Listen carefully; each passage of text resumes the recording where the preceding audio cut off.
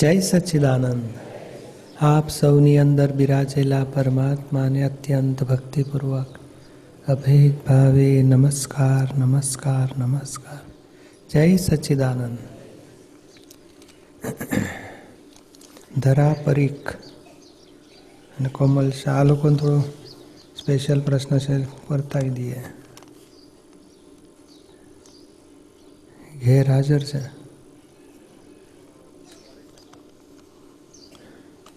જય સચ્ચિદાનંદ પૂજ્યશ્રી. બોલો. પ્રશ્ન એ હતો કે બ્રહ્મચર્યની બુકમાં વાંચવામાં આવે છે કે બ્રહ્મચર્ય એ બહુ મોટો ખજાનો છે અને બીજું એ કે શીલવાન એ બહુ મોટું રત્ન છે. તો પ્રશ્ન એ થાય છે કે ખજાનો કેવી રીતે, એટલે શું ખજાનામાં શું હોય, એમ કે મને કેવી રીતે ફિલિંગ આવે કે ખજાનો છે એવું. આત્માને અચિંત્ય ચિંતામણી કયો છે ને, અનંત સુખનું ધામ, અનંત જ્ઞાનવાળો કયો છે ને, અનંત શક્તિવાળો, તો પણ એ અનુભવમાં આવતો નથી ને. કારણ બીજી જગ્યાએ આપણી વૃત્તિઓ જાય છે. ભૌતિકમાં સુખો ખોદે, એક વિષય છૂટે ને આખો સંસાર વિષયના ફાઉન્ડેશન પર ઊભો રહ્યો છે. મૂળ અજ્ઞાન અને પછી રિલેટિવ આખું જો ફેલાયું હોય વડવૈયો સાથે તો વિષય, અને એ છૂટે ને તો અનંત શક્તિઓ, અનંત ઐશ્વર્ય જબરજસ્ત પ્રગટ થાય. અનંત શક્તિ, અનંત વૈર્ય બધું પ્રગટ થાય. અને જે સુખ માટે આપણે બહાર ફાંફા મારીએ છીએ એ સુખ પોતાની મહી જ બેઠું છે, બહારથી મળે એવું નથી. માગવા, કંઈ પણ માગવા જવું ને એ ભિખારીપણું, એ જ દુઃખ છે, એ જ લાચારી છે, એ પરવસતા છે. જ્યારે આ સંયમ થયો, બ્રહ્મચર્યમાં આવ્યો, એટલે એને મહીથી સુખ રહે, પછી બહારની પરવસતા છૂટી ગઈ. આજે કહે ને કે આખું ક્રમિક માર્ગમાં તો કહે છે આ પાત્ર થવા સેવો સદા બ્રહ્મચર્ય મતિમાન. આત્મજ્ઞાન પ્રાપ્ત કરવું હોય તો એ થવા માટે બ્રહ્મચર્ય પાળો. તો આ 5 ઇન્દ્રિયના સુખોમાં જ્યાં સુધી વૃત્તિ જતી હોય ત્યાં સુધી આત્માનો સ્વાદ આવવો મહા મુશ્કેલ. આ તો અક્રમ છે, એટલે 5 ઇન્દ્રિયના સુખો કશાયો બધાથી પાર કૃપાથી આત્મદ્રષ્ટિ પ્રાપ્ત થાય છે. બાકી નહીં તો આ હવે આત્મદ્રષ્ટિ થઈ ખરી કૃપાથી, પણ અનુભવની કક્ષા ક્યારે થશે? તો કે આ વિષય છૂટશે તો જ. એટલે આ મોટું છે આ બ્રહ્મચર્યવાળો. એને સેફ સાઈડ, એને જો ને અત્યારે આ વાઈફ સાથે ઝઘડા થાય ખરા, કોઈને ડિવોર્સ થાય છે નહીં? હસબન્ડ વાઈફમાં ડિવોર્સ નથી થતા? તો પછી ના સમજણ પડે કે બેવની પાસે સુખ છે, તો પછી કેમ ઝઘડા કરો છો? અને પાછું ધણી ગમે તેટલો સારો હોય પણ સાસુ ઉપાધિ કરાવે, બને ખરું? અને સાસુ ના ઉપાધિ કરાવે તો પોતાનો છોકરો રિટાયર્ડેડ આવે, બને ખરું? હા કે ના? અરે બધો છોકરો ડાયો હોય પણ શરીરમાં કંઈ તકલીફ આવે ખરું? એ ટીબી થઈ ગયો છે, કેન્સર થઈ ગયું છે, અને બીજું રડવા વખત આવે છે. બોલા, જે દેહથી સુખ લેવા જાય છે ને, દેહ પોતે જ તકલાતી છે. કેટલું દુઃખનું ધામ છે, કેટલા રોગનું પૂતળો છે. એના વિશે બધી રીતે પાયમાલી કરે છે. હા, બાકી જે પરણ્યા છે ફાઇલ પૂરી કરો, પણ સુખનું સાધન છે આ. આમાંથી સર્વસ્વ સુખ આવશે એ માત્ર ભ્રાંતિ ગુણ્યા ભ્રાંતિ જ છે. એટલે અત્યારે વાતાવરણ છે, સંજોગો છે, તો બ્રહ્મચર્ય પાડે છે, પણ એટલે એવું કંઈક જોઈએ છે કે જ્યારે ગમે તેવા સારા બી સંજોગ હોય કે પછી ભયંકર અવડા હોય કે પછી ગમે તે હોય, પણ ત્યારે મને આ ખજાનો મારા દ્રષ્ટિમાં આવી જાય એવું કંઈક મને.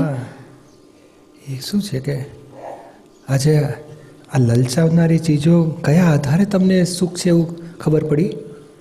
કે દેખીએ આ પરણેલા જો કેવા હાથમાં હાથ ગાલીને ફરે છે ને, એકબીજાને કિસ કરે છે ને, ખવડાવે છે ને, કેવું હાંચવે છે ને, ઓહો આ સુખ. તો જ્ઞાનીઓનું જુઓ ને કે આ ઝઘડશે બીજે દાડે, એ કેમ ભૂલી જઈએ છીએ આપણે? આ જ્ઞાનીઓ કોઈ દખલ નહીં, કોઈ એના કોઈ સડી ના કરી શકે, એને કોઈ પરવશ ના કરી શકે, એને કોઈ દુઃખ ના આપી શકે, લાચારી ના ભોગવી છે. આ તો ભીખ માગવી પડે. આજે આપને બેન તો ના કે દેવી કરે બિચારો, તોય પેલી ભીખ આપે તો સાચું, ના આપે તો રખડ્યા. એટલે આ કઈ સંસારમાં સુખ કહેવાતા હશે? આ તો ખરેખર શું છે? એકબીજાની હું કે ભાઈ તું થોડુંક કમાઈ લાવ્યો, હું થોડું રસોઈ બનાવું, આપણે બેનો ખાવા પીવાનું ચાલે ને સંસાર ચાલે. આ કે સુખનું સાધન મનાઈ ચૂક્યું છે, એ તો છે જ નહીં. બોલો બધા રોગો વિષયમાંથી થાય.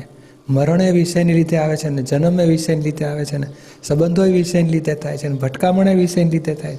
ચાર ગતિ આવા મોટા રાવણ કેવા લાખો માણસો એની સેવામાં ઊભા હોય અને આજે દેહ મૂક્યો, બીજે દાડે નરકે જવું પડે. શું કામ? તો કે પર સ્ત્રીના લફરામ પડ્યો, ગુના ચટી ગયા. બોલો હવે 1-2 મિનિટનું શું કરે? કદાચ 5 વર્ષ પછી તોફાન કરે, પર સ્ત્રી પર પુરુષના લફડાબાજી, બોલો લાખો વર્ષ સુધી અધોગતિ ભોગવવી પડે. શું સુખ આયા? એટલે આ મફતિયા સુખ નથી, લોન પરના સુખ છે. સુખ જ નથી ખરેખર. આ તો હવે આ રેશમી ચાદરે બાંધેલું બધું માંસના ટુકડા હોય, કયું ભાગ સુખ આપે? એ ખરેખર સુખ આપતું જ ને. આ કઈ ભ્રાંતિ આંટી પડી ગઈ છે. આ સેન્સિટિવ આ બધા ઇફેક્ટિવ પાર્ટ છે બધા. ને નાકમાં અમરૂની પૂંબડું નાખો તો છી થઈ જાય ને, મજા આવી. હા કે હલકું થઈ ગયું માથું, ફરી ગાલ કરે ને છીકાછીક ખાય, મજા આવે? છોલાઈ જાય બધું. તો આ બધી આ મશીનરી ઇફેક્ટિવ છે અને એને સુખ માની બેઠા છે. ખરેખર હડકાન આ બધા જો આના નહીં, આ થાંભલો તોડે ને કે ભાઈ આટલો લોખંડ હતું, આટલી કપચી ને આટલું બધું આ સિમેન્ટ, તો એવું આ ખોખું તોડો ને તો આટલા હાડકાના ટુકડા મળશે, આટલા માંસના લોચા મળશે, આટલી ચરબીના ટુકડા મળશે, આટલી ચામડી, આટલી નસો. લ્યો આ સુખને સુખ શાક માની બેઠા છે. કેવી મોટી આંટી પડી ગઈ છે. એટલે આ જે જ્ઞાનીઓની દ્રષ્ટિ, જ્ઞાનીને જોવા જોઈએ કે કેવું મુક્ત દશા ભોગવે છે. દાદા કહે છે આખા વર્લ્ડમાં ગમે ત્યાં ફરો, અમારા ચિત્ત અમે ફરીએ છીએ પણ અમારા ચિત્તનું કોઈ હરણ કરી શકતું નથી, કોઈ ચીજ અમને ખેંચી શકતી નથી. બોલો મુક્ત પુરુષ થયા છે. હવે આ મુક્ત પુરુષની દશા જુઓ અને આ પરણીને જે સુખ ભોગતા થયા છે એ લોકોની દશા જુઓ. હા નૂર ખલાસ થઈ ગયા છે. પૂજ્યશ્રી આપે હમણાં કીધું ને કે જ્ઞાનીને જોઈને જુઓ કે કેટલી મુક્ત દશા છે કે બધું, તો એ બધી વસ્તુઓ બહુ ઇન્ટરનલ લાગે. તો મને બહારથી કે એવી કે કેવી રીતે ફિલિંગ આવે કે ઇન્ટરનલ શું હોય? આખું એટલે આ પરણેલા બિચારા હોય અને આ બ્રહ્મચારી હોય. આજે ને આ લોકો પૂજા કોની કરે છે? અમે 7 જણા પહેણ્યા છે, અમે રોજ યાદ કરીએ છીએ કે ભાઈ આ જ્ઞાનીઓને પૂજા કરે છે. જ્ઞાનીની નૈષ્ઠિક બ્રહ્મચારી કૃષ્ણ ભગવાન. આજે નિરૂમાને લાખો માણસો દિવસ રાત યાદ કરે, દાદાને યાદ કરે કે દાદાની મળ્યા, મારી જિંદગી બદલાઈ ગઈ, મારા દુઃખ મટી ગયા. ઘરમાં અમારે રોજ કકડાટ હતો. કયો દંપતિ સુખી હશે? કકડાટ જ કકડાટ. અને અહીંયા દાદા મળ્યા પછી સુખ શરૂ થયું અને વિષય છૂટ્યા પછી ખરું સુખ થયું શરૂ. તો એ અંદરનું સુખ બી મારે ખાલી કલ્પનાથી જ માનવાનું? ના કલ્પના નહીં. થોડું ડગલા ચાલશો ને તરત શરૂ થશે કે આ બોજો છે. બોલો આ કંઈ પણ આ કામ કરવા માટે કપટ કરવા પડે કે નહીં? અંધારા ખોળવા પડે ને, ખાનગી કરવું પડે ને. અત્યારે ગર્લફ્રેન્ડ બોયફ્રેન્ડ હોય તો મા બાપથી છુપાવવું પડે ને. અને પછી આ જે વાત જે કપટ કર્યા, જેના ફાઉન્ડેશનમાં કપટ હોય એ વસ્તુ કેવી રીતે સુખ આપે?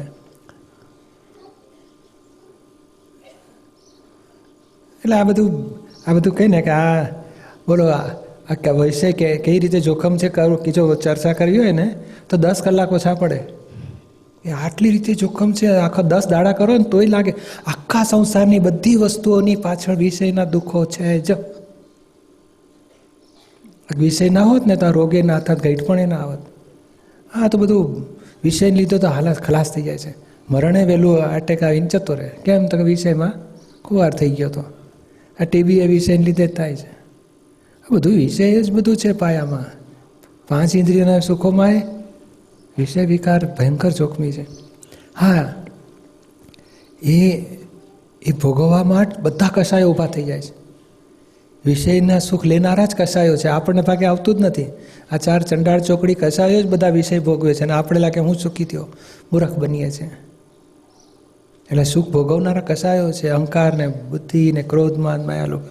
અને એ લોકો આવતો ભવ બાંધીને વિષય ભોગવડાવે છે. લ્યો આવતા ભવની ગુનેગારી થઈ અને આ ભવનો મજા લીધી. આવતો ભવ એટલે બોલો મોક્ષ અવિનાશી, પોતે શાશ્વત, છતાંય જન્મ મરણના ચક્કરમાં અટવાઈ જવું પડે. અને પાછું કોઈ વાઈફ રાજી ખુશીથી હસબન્ડ સાથે વિષયમાં હોય છે? કકડાટ જ હોય છે. અને બંને કકડાટ થાય ને, આર્ત ધ્યાન રૌદ્ર ધ્યાન 2 અધોગતિમાં જતા રહે નિરાંતે. આ તો અક્રમ વિજ્ઞાન છે ને, પ્રતિક્રમણ કરતાં શીખ્યા ને દુઃખ નથી આપવું ભાવ થયો એટલે કંઈક અધોગતિ અટકશે. એ તો આખો દાડો ગુના કરે છે. કે 85% વસ્તી જે વિષયની દ્રષ્ટિ બગાડે છે ત્યાંથી જ એની અધોગતિ થઈ ગઈ. 85% વસ્તી 2 પગમાંથી 4 પગમાં જશે, કદાચ વધારે પણ જશે. આપણો નંબર ના લાગે એ જોવા જેવું છે. એટલે બ્રહ્મચર્યની કિંમત આપણે વિષયના જોખમો સમજીને જ એનું વિષયના જોખમો એની સામે સેફ સાઈડ. બ્રહ્મચર્ય વગર બોલો, આજે આ વાત સમજાવી ને તે બ્રહ્મચર્ય વગર ધારણ જ ના થાય. પ્રતિષ્ઠિત આત્મા કયો, વ્યવહાર આત્મા કયો, નિશ્ચયથી શું, સ્વભાવ શું, વિભાવ શું, એ બધી સૂક્ષ્મ વાતો વ્યવસ્થિત કયા આધારે ફાઇલ ને સંભાવ નિકાલ એ જ્ઞાન જો ધારણ થવું હોય ને તો વ્યવસ્થિત બ્રહ્મચર્ય પાયામાં જોશે. બ્રહ્મચર્ય વગર ધારણ જ ના થાય, અનુસંધાન જ ના મળે, સાંધા જ ના મળી શકે, કારણ કે ધારણ ના કરી શકે શું કહેવા માગો છો. એટલે બ્રહ્મચર્ય પાયામાં છે. અને બ્રહ્મચર્ય વગર સ્પષ્ટ વેદન થઈ ના શકે. લ્યો, બ્રહ્મચર્ય વગર સ્પષ્ટ વેદન, આત્માનો અનુભવ દશા, સ્પષ્ટ અનુભવ દશા બ્રહ્મચર્યથી હોય. જેનું મન બગડતું જ નથી, વિચાર આવતા જ નથી વિષયના, જેનું ચિત્ત વિષયમાં ખેંચાતું નથી, એ મુક્ત પુરુષ. અને એવા જે પોતે તન્મયાકાર થતા નથી તો પછી એનો પડઘો એની હાજરીથી જ લોકોને સુખ શાંતિ થઈ જાય. લ્યો, એટલે આ સુખનું વિષય સેફ સાઈડ કાયમ. બ્રહ્મચર્ય છૂટ્યું, બ્રહ્મચર્યમાં સિદ્ધ થયું એટલે કાયમ સેફ સાઈડ. અને આ તો મારું શું થશે આખો દાડો. બોલો, કઈ પરણેલી ઘરમાં મા બાપથી કંટાળે છે એટલે બોયફ્રેન્ડ શોધે, પછી પરણે ઝઘડી કરીને. પરણ્યા પછી પેલી સાસુમાંથી ઊભી હોય, ધણી પાસે 50 અપેક્ષા મારી પૂરી કર, પોતાને 150 અપેક્ષા ધણી પાસે પૂરી કરે, કકડાટ જ ચાલતા હોય છે. શું સુખ આયા? એટલે પોતાની સેફ સાઈડ માટે જે પરણે છે ક્યારેય સેફ સાઈડ મળતી નથી. અહીંયા તો સેફ આત્મા અવિનાશી છે, એનીમાં આત્મામાં ચિત્ત આવ્યું ને એટલે કાયમની સેફ સાઈડ. અને આ ધણી પોતે જ વિનાશી, એમાં ચિત્ત ગમે તેટલું રાખો, વાઈફે વિનાશી, એ ગમે તેટલું રાખો, અવસ્થામાં સુખ લેવા ગયા ને અવસ્થા પોતે જ વિનાશી છે. એ સુખે વિનાશી ને ગુના ચોંટી જાય છે કે તમે તત્વ સ્વરૂપવાળા કેમ બેઠા એમાં વિનાશીમાં. જાઓ પાછા, બીજો અવતાર કરો, નહીં તો પોતાના ઘરે જાઓ. એટલે આ સેફસાઇડવાળી જગ્યા હોય. આ તો આખો દાડો બોલો, કોઈ છોકરીને સેફટી વિચારતી હશે કે નહીં પરણ્યા પછી? મારી સલામતી કેવી રીતે, મારા પૈસાનું શું થશે, ધણી મરી જાય તો શું થશે, છોકરાની હોય તો શું થશે, કાઢી મૂકશે તો શું, કેટલા વિચાર બોલો. ક્યાં સેફ સાઈડ છે? પરણ્યા પછી 1% સેફ સાઈડ હોય છે? કાયમ અનસેફ, કાયમ શંકા કે સેફટી રહેશે કે નહીં, મારું શું થશે, પ્રશ્નનો અંત જ નથી આવતો. આ બધા વડીલો થોડો અનુભવ કહી શકે તમારો પ્રશ્ન આવે ત્યારે, કે અમે જે બ્રહ્મચર્ય નહોતું પાડ્યું અને જે પરણીને જે સુખી થયા, અમારા છોકરા, અમારા, એ બધું તમારું વર્ણન જે અનુભવ હોય કહીજો જરૂર. હા,